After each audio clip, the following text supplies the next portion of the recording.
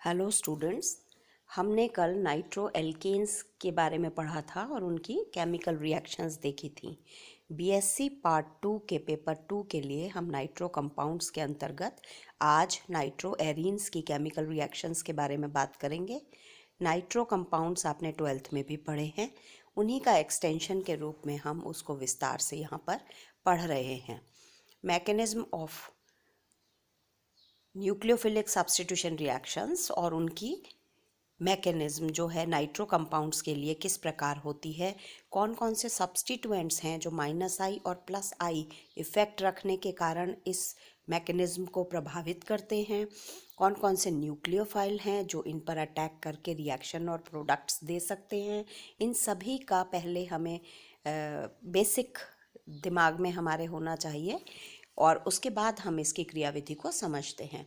हम जानते हैं कि नाइट्रो जो ग्रुप है ये अपनी तरफ इलेक्ट्रॉन को खींचता है और इसलिए जो रेजोनेटिंग स्ट्रक्चर्स हैं इसके बारे में, अगर न्यूक्लियोफाइल इस पर अटैक करता है तो इसकी मैकेनिज्म को हम देखते हैं। ऑर्थो या पैरा पर अगर ये अटैक करता है तो रेजोनेटिंग स्ट्रक्चर्स किस प्रकार बनते हैं देख सकते हैं हम कि माइग्रेशन होता है ऑक्सीजन के ऊपर के माइनस उसका, और बॉन्ड जो है वो ऑर्थो पोजीशन पर अगर नेगेटिव पॉजिटिव बनाता है तो फिर न्यूक्लियोफाइल उस पर किस प्रकार अटैक करेगा ये हम देखते हैं। अगर पैरा पर है तो किस प्रकार से अटैक करेगा। न्यूक्लियोफाइल कौन कौन सी स्पीशीज़ हो सकती हैं इन्हें भी हम समझते हैं। जिस पर नेगेटिव चार्ज हो वह न्यूक्लियोफाइल कहलाता है। तो OH माइनस, NH2 माइनस या OR माइनस न्यूक्लियोफाइल्स जो हैं ये अटैक कर सकते हैं नाइट्रोबेंजीन की ऑर्थो या पैरा पॉजिटिवली चार्ज्ड जो पोजीशन है उन पर अगर करते हैं तो हम देख सकते हैं यहाँ पे एल्कोहलिक एमीन की प्रेजेंस में नाइट्रोबेंजीन ऑर्थो एमिनो और पैरा एमिनो सब्स्टिट्यूएंट देता है। तो ऑर्थो और पैरा नाइट्रो एनिलीन यहाँ पर बनती है। इसी प्रकार से अगर हम NaOH एक्वस की प्रेजेंस में कराते हैं तो OH माइनस जो है वो इसके ऊपर लगता है, तो एमिनो कंपाउंड्स भी हम डेराइव कर सकते हैं और हाइड्रोक्सी कंपाउंड्स भी हम डेराइव कर सकते हैं ऑर्थो और पैरा सब्स्टिट्यूशन के उस पर। तो हमारा जो न्यूक्लियोफाइल है वो OH माइनस हो सकता है, NH2 माइनस हो सकता है, OR माइनस हो सकता है और ऑर्थो या पैरा सब्स्टिट्यूटेड हमको प्रोडक्ट्स मिलते हैं। इसी प्रकार से हम क्योंकि H माइनस यहाँ आयन जो है वो निकल रहा है और जो हाइड्राइड आयन है ये अनस्टेबल होता है, तो यहाँ पे हम देख सकते हैं कि जो इसके ऊपर अगर कोई भी नेगेटिवली चार्ज्ड सब्स्टिट्यूएंट पहले से प्रेजेंट होता है तो यहाँ पर हम कह सकते हैं कि ये बहुत इजीली ये जो न्यूक्लियोफिलिक सब्स्टिट्यूशन रिएक्शन है ये हो सकती है। तो हम यहाँ पर देख सकते हैं कि ऑर्थोक्लोरोनाइट्रोबेंजीन, अगर ऑर्थो पोजीशन पर क्लोरो यहाँ पर सब्स्टिट्यूएंट प्रेजेंट है तो बहुत आसानी से OH माइनस इसको रिप्लेस कर देता है और हमें यहाँ पर ऑर्थो हाइड्रोक्सी या ऑर्थोनाइट्रोफिनॉल यहाँ पर हमें मिलता है। नाइट्रो एरीन्स का जो रिडक्शन है बहुत ही इम्पॉर्टेंट है क्योंकि ये अलग अलग मीडियम यानी pH पर निर्भर करता है।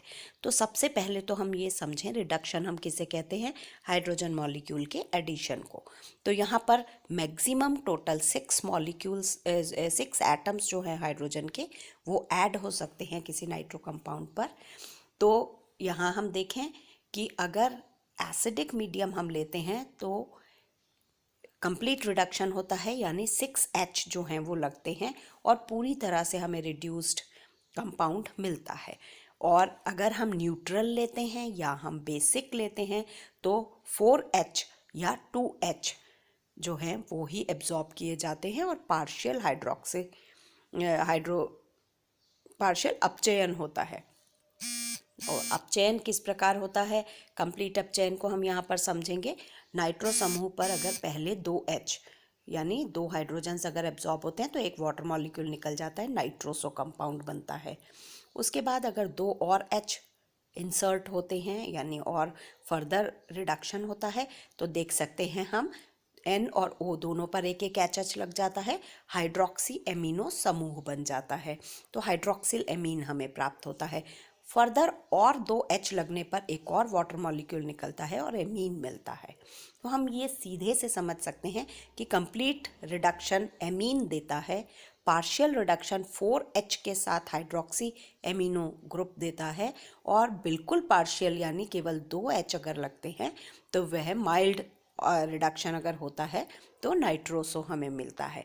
तो हम इन तीनों कंडीशंस को देखते हैं।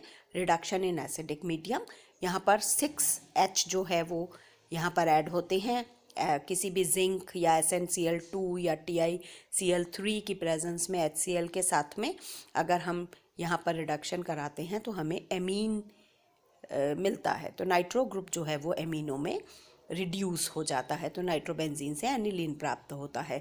हम इसको लैब में भी बनाते हैं, इसलिए ये एक इम्पॉर्टेंट रिएक्शन है रिडक्शन के। उसमें एसिडिक मीडियम में रिडक्शन नाइट्रोबेंजीन का एनिलीन देता है। न्यूट्रल अगर मीडियम हम लेते हैं यानी आयरन और वाटर, तो यहाँ पर हमें पार्शियल बहुत माइल्ड रिडक्शन मिलता है और नाइट्रोबेंजीन की जगह नाइट्रोसोबेंजीन का प्रोडक्शन यहाँ पर होता है।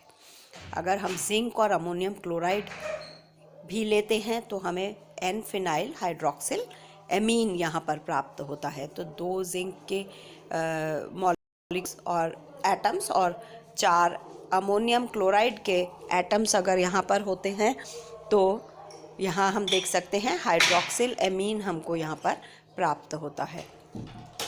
और क्षारीय माध्यम में अगर हम रिडक्शन कर रहे हैं तो क्षारीय माध्यम में जो रिडक्शन होता है उसमें नाइट्रोसोबेंजीन, फिनाइल हाइड्रोक्सिल एमीन, इन दोनों के कॉम्बिनेशन से एजॉक्सी बेंजीन मिलते हैं। तो एजो कंपाउंड्स यहाँ पर बनते हैं।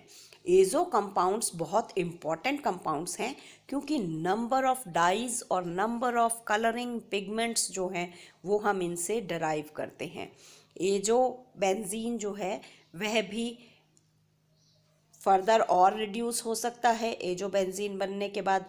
यहाँ पर हम देख सकते हैं फिनाइल हाइड्रोक्सिल एमीन और नाइट्रोसोबेंजीन जो है ये एजॉक्सी बेंजीन देते हैं, और एजॉक्सी बेंजीन का अगर हम रिडक्शन कराते एजो बेंजीन का तो हमें हाइड्रो एजो बेंजीन मिलती है और फर्दर फिर हमें एनिलीन मिलती है। तो यहाँ पर नंबर ऑफ स्टेप्स हैं बीच में जो अलग अलग कंपोनेंट्स हमको कंपाउंड्स और प्रोडक्ट्स देते हैं,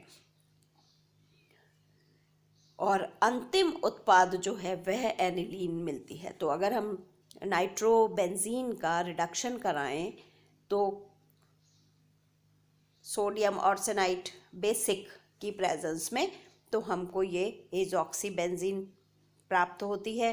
अगर हम सोडियम स्टेनाइट की प्रेजेंस में या जिंक और मिथाइलेटेड NaOH की प्रेजेंस में करें तो एजो बेंजीन प्राप्त होती है। तो इस प्रकार से हम देख सकते हैं कि हमें ये जो रिडक्शन है ये अलग अलग कंडीशन पर निर्भर करता है। प्रोडक्ट्स जो हैं वो pH पर निर्भर करते हैं, और इम्पॉर्टेंट है कि रिएजेंट हमने क्या लिया है। तो ये बहुत इम्पॉर्टेंट रिएक्शंस हैं जो हमें आनी चाहिए।